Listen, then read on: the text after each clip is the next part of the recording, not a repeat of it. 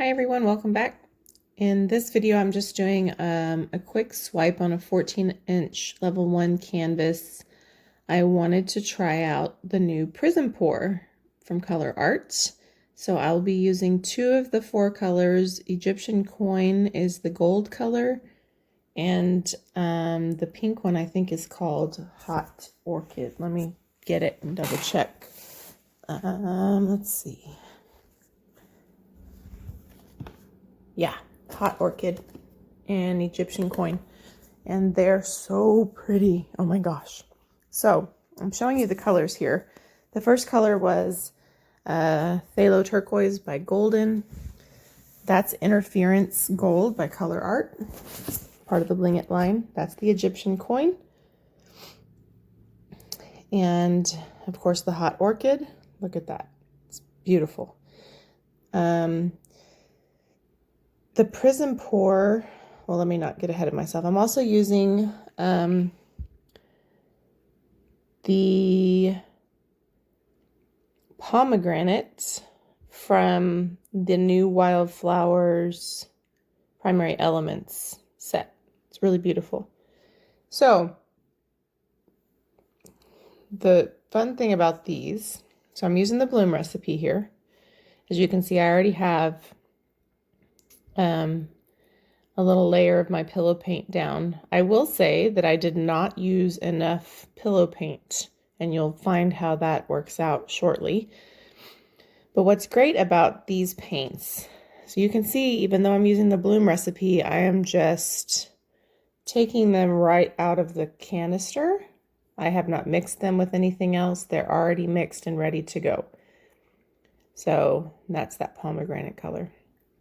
So primary elements are a 2-part paint system. So they are pigment, and then they have to be basically mixed into paint, usually using some of the mediums that Leslie has. But in the bloom recipe, you can also just mix them right into your pouring medium, because your pouring medium for Shelley's recipe is untinted paint. I mean, that's what it is, and varnish. Oh, I forgot to tell you, this is Pixie dust from Colourarte. So I might have said that this is Interference Gold. I do have Interference Gold in the mix, but this is Pixie dust from Colourarte. That's the Interference Gold. Sorry, I had a little bit of a moment since I painted it a couple days ago. So the Prizm Pour already has everything you need in it. So it's already mixed into a paint that already has a varnish in it. So you don't need to mix it with anything else. It's also got a good thickness for the bloom recipe. So it's a good consistency for the bloom recipe. If you have to thin it down, like for other paint pouring techniques, like if you were to do a Dutch pour, or like a flip cup pour, or a ring pour, all you would really need to do is thin it down with a little bit of water. So that's kind of fun. So while the paint might be a little thick, it's honestly perfect for this particular recipe. So the house paint that I'm using in this video, I got from the Oopsie shelf at Home Depot. So it is a Behr house paint, and it's sort of like almost like a light gray with kind of a pinkish tone, really more of almost like an eggshell color. But it was neutral enough where I was like, this would be a perfect pillow. And I got a gallon of it for $9. So, and I honestly like it. I've used it, I think, one other time. I don't remember on what, a tile maybe. But I like it. It's thick. It holds its shape pretty well. But you might be starting to see that I do not have enough pillow paint on there. So, sorry, I'm typing some notes while I'm doing this.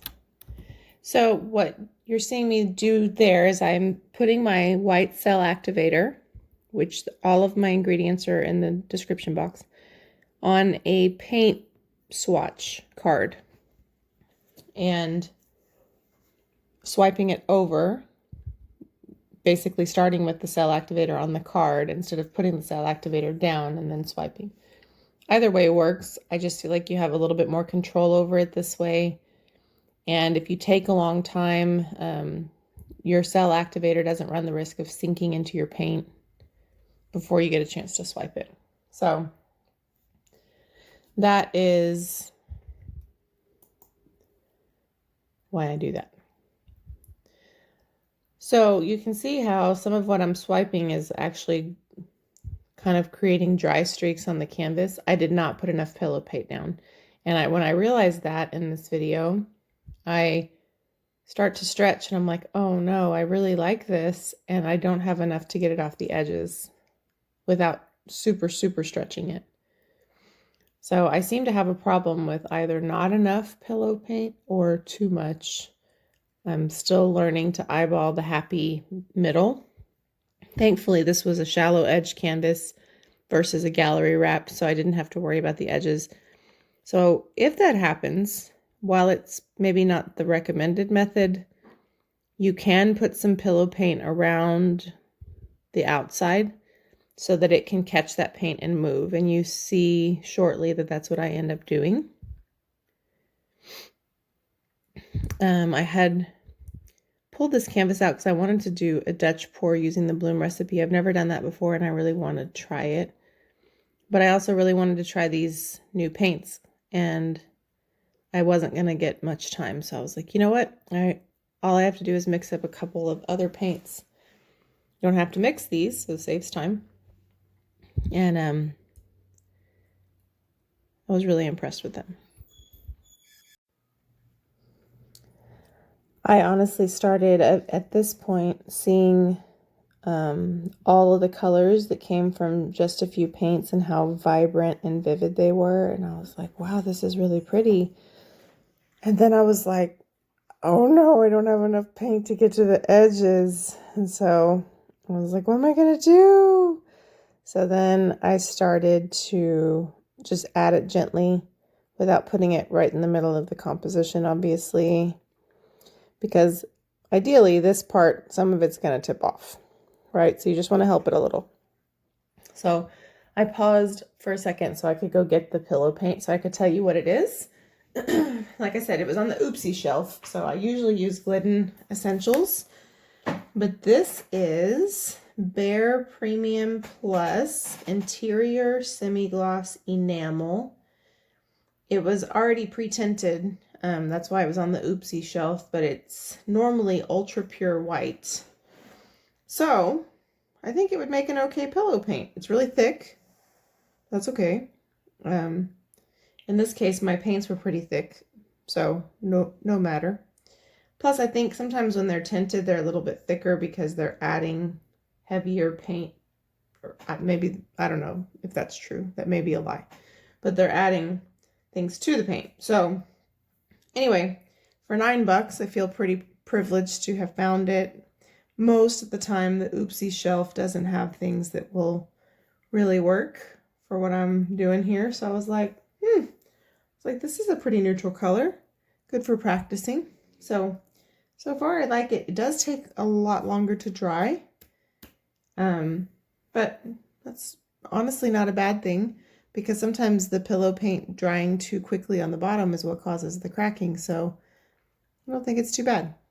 So anyway, if you ever see it on the oopsie shelf, it might be worth the $9. Sorry if you hear my chair squeaking, but so at this point, you can see that I'm very carefully trying to get to those edges without overstretching the middle. But you can see how the middle's really opening up, and it's hard to tell all of the detail with the lighting. But even though there's no purple in there, the Phthalo turquoise mixes with some of those colors and creates like this really beautiful purple color. And that gold color mixes so beautifully with the other colors. I was really impressed. We all know I'm a major color art fan. If you're new to my channel, I love Colourarte. I use Colourarte pigments in almost everything I paint. I use their resin line. So I'm a big fan. And so I love the shiny, shimmery, iridescent beauty that they have. And so when Leslie came out with the Prizm Pour, I was like, oh no, I'm going to have that. So I waited. When the Wildflower set came out of Primary Elements, I waited until Prizm Pour was being released to order it because I knew I was going to want Prizm Pour. So I have 3 of the 4 colors. I don't have the bronze color yet. And I have not tried the copper yet, so I would like to try it. Tammy Anderson, if you have not seen her channel, you should definitely check it out. She recently did a Dutch pour using the bloom recipe and using the copper Prizm Pour, along with a beautiful teal, and I think she used a deep violet color and orange peel and maybe a yellow color, and the teal color with that copper color and the purple, it was a beautiful color combination. So eventually I want to try a similar color combination to try out the copper, but it might take me a minute. So check her channel out if you haven't. It was a beautiful piece, I thought.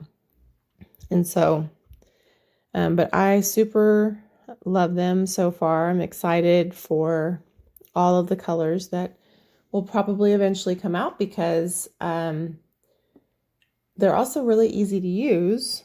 And I use the bloom recipe a lot. So just being able to take some of the paint out of the canister and throw it onto what you're using or working with is really nice, because you might have some of your colors mixed up and you may not feel like mixing paint. Sometimes you just want to paint, you know, and you pouring artists out there can identify. Sometimes you just want to paint.